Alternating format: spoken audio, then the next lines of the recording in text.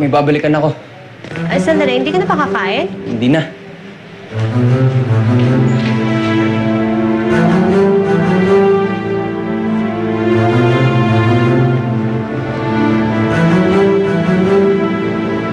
Sino yan? Teo na naman?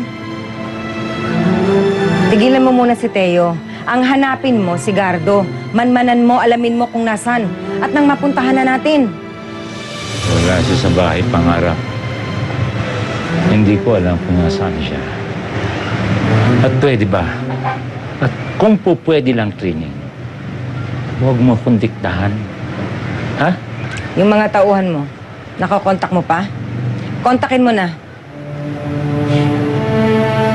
Diskarte ko na yon. Diskarte ko na yon.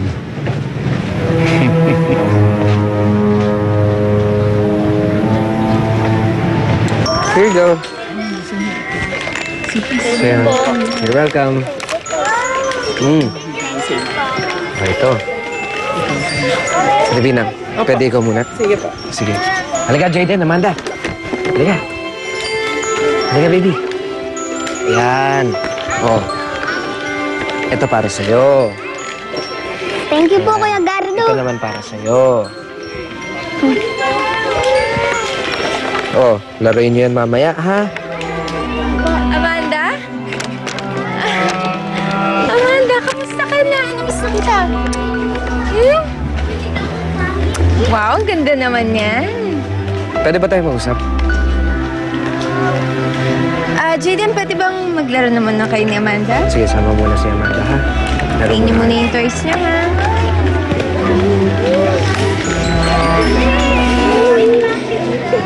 Alam mo yan si Amanda?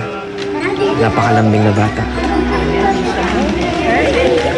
Si Amanda ba ang pag-uusapan natin? Hindi. Parang pwede na rin. Total, ginagamit mo naman yung mga bata. Pinapatingin mo sa akin ngayon?